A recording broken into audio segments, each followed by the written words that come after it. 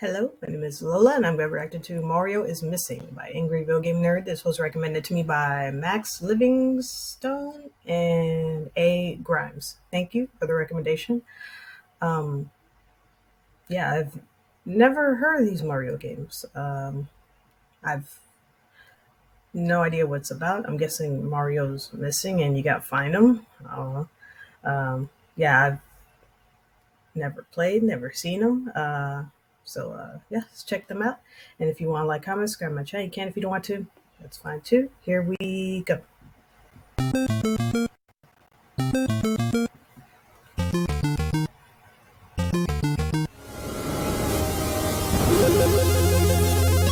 Fire! Fire! Fire! One guy? No continues? What were they thinking? It's down and R. There's 4 buttons running on the controller. But that's not enough to work with? I got something to blow the lid off the crap barrel. Time to flick the shit switch, turn up the diarrhea dial. It's Bible games on CDI. What kind of controller is that? Yeah. Ain't you a goddamn fucking piece of shit? Nice. Mario's missing. Mario. There were so many Mario games, it was like an infestation. But what about Luigi? Nobody cared about him. He got shoved to the sideline while his brother enjoyed all the fame. But then came Mario's Missing, the first game to star Luigi. He wasn't good enough to make it into the title, but hey, when this came out, I thought, that sounds like a great idea. But no, it would only further cement the character into an eternal waste. The first thing that happens, we see Mario get a bag thrown over his head. How does he get inside the bag? Is there a hole in the bottom? Why can't he get out? It begs an explanation. Anyway, it's up to Luigi to save him. He comes out riding on Yoshi. Let's go! Now it's pretty obvious the graphics are ripped right from Super Mario World, and for the 8-bit NES, it looks quite good, but that only gives you the false impression that this game may be decent. The castle part only serves as a backdrop which takes you to the main game. The main game is walking around a boring-ass town talking to people who don't even look like they belong in a Mario game or a Luigi game. They tell you all about Liberty Island, and that's when it occurs to you, you're playing an educational game. It's educational? I don't want to be educated. I want to rot my brain. This is Luigi's first game and this is what he gets? What a piece of shit. The whole concept is that the Koopa Troopas have stolen objects from famous landmarks and you gotta get them back. The Koopa Troopas can't even hurt you. Now come on!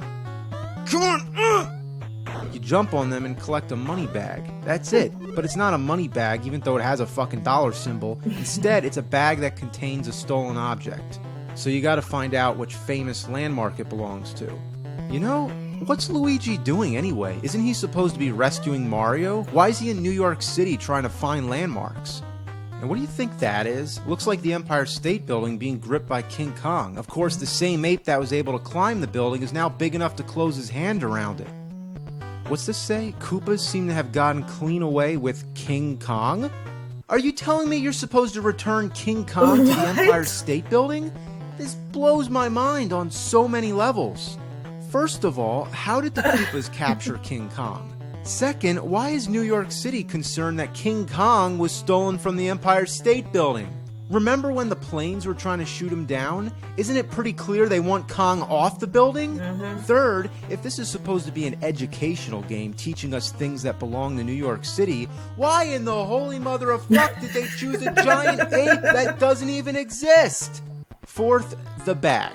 Okay, King Kong is like 50 feet tall or something, but in this game they made him out to be like 1,500 feet. How big is he exactly? Well, if bigger than the Empire State Building isn't a good enough analogy, then let's just say a lot bigger than that fucking bag! And fifth, I can't grasp the concept that King Kong is in a Mario game. The same character that was the direct inspiration for Donkey Kong, who also appeared in games with the Mario character. Are we running into some kind of paradox here or what? There's sort of like a help desk where you're supposed to return the object or the landmark or whatever, but the lady at the window won't talk to you unless you call Yoshi to come and give you an extra boost. Okay, so are you telling me that the reason that stupid bitch won't talk to you at first is because Luigi is too short to reach the window? For fuck's sake, he can jump higher than this shitting thing. How stupid do they think we are? Use Yoshi to reach the help desk. Well, how about use my greasy Italian plumber cock to whack you across the fucking face? The control is broken beyond belief, and you'd think, how could they fuck up the control on a Mario game? Well, for the most part, it's fine, but sometimes when you go to a new screen, it gets stuck for a second. God, move!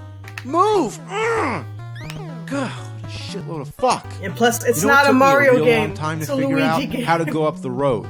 You have to be standing right on the dotted line. If you're just a few pixels off, nothing happens. In contrast, take a look at the Super Nintendo version. It's pretty much the same game, just with better graphics. But here, when you try to go up the road, all you get is the sound of cars blaring their horns. Who the hell's honking at me? Are the cars invisible? Well, anyway, the spot you're supposed to stand is the complete opposite. It's the sidewalk. I guess they were trying to be more realistic with this one. If there's one thing it teaches kids, it's not to walk down the middle of the road. But check it out, now we're in for some fuck. This is Mario's Time Machine. Judging from the title, you'd think it'd be awesome. Imagine Mario going back in time, kind of like Turtles in Time. I mean, no. Let's not even compare that. This is another educational game, and I put that in quotes because it's barely educational and barely a game. How can you call it a game when you can't even die? The idea is to find different objects and return them to their appropriate time period. To find these objects, you walk around a museum, go in a random door, and fight Koopa Troopas in the style of the classic Mario Bros. Arcade. Once you kill them all, the object appears. So once you get the object, you take it to the time machine, conveniently built out of pipes. Choose the time period, and you're on your way.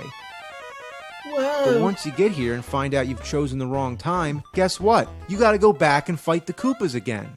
Man, does this become boring. It's one thing to make a shitty Mario game, but when you make the original Mario Brothers seem shitty, that's quite an accomplishment. So right off the bat, you have to associate an object with a year in history. If you go to the time period, you find clues amongst clocks and hourglasses. Wouldn't it make more sense if they gave you the clues before you went to the time period, not the other way around? The next thing you have to do is place the object in a specific spot. The object I have is an apple, the clues are talking about Isaac Newton, and there's a tree. Didn't Newton come up with his theory of gravity from an apple dropping from a tree? Makes sense, so I release the apple, I'm told it's the wrong location, and a bird comes and takes the apple away. What? So you know what I gotta do now? Go back to the fucking Koopas! But I don't even know what I did wrong. Should I have stood on top of the tree, or was I in the wrong time period altogether? You'll never know unless you run all around the game like a fucking asshole. I'd hate to say it, but there's also a Super Nintendo version. I guess we better take a quick look. Here it lets you pick the object right as the game starts. Then the time machine comes down. But unlike the NES version where you have different dates to choose from, here you have to pick a location, then manually put in a year and BC or AD. So there's only so many possible combinations you can get right. If it's a time and place that's not in the game, you won't find out until first you go surfing. Yeah, this takes the place of the whole Koopa section, but it's even more redundant. What you have to do here is collect 10 mushrooms and then go in a whirlpool. But the mushrooms are so small and you can barely tell them apart from these other things that look like sea urchins. And the sea urchins take your mushrooms away. And worse, there's a fucking time limit. If the time runs out, you gotta do it again. And how ironic is that there's a time limit to go back in time? Then you get to the time period, makes no sense, check out yo. some clues, answer some questions, and more clues and questions, and oh, fuck. Just trust me, it's not too exciting. You know what? Educate me. Please educate me. Because I'm going through sensory deprivation. I'm so fucking bored, I'd rather go back to school than play this shit. I'm aware that there's lots of other Mario educational games, many of which were for PC. But these two on the NES and Super NES lead you to believe that they may be good. They're on the same platform which brought us all the great Mario classics. They feature the same graphics as Super Mario World, and the titles don't even sound educational. They could have been called Mario's Geography and Mario's History Lesson. But educational or not, these games are horrible abominations of space and time that give insult to the very fabric of nature itself. In other words, they suck. Pretty much, yeah. Poor Luigi. Can't even get a good game for him. So messed up. Yeah, I mean, a game like that nowadays, yeah, like, it's so easy to find the answers. Like, like it asks you a question like, oh, when did Isaac Newton discover gravity? Oh, wait, here, let me look it up a second. Boom, there you go. I can't imagine how hard it was back then to try to find the answer or something like that.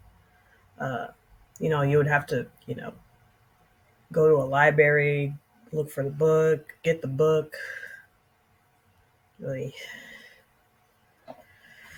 yeah. Nowadays, yeah, you just look up the answer, like, just like that.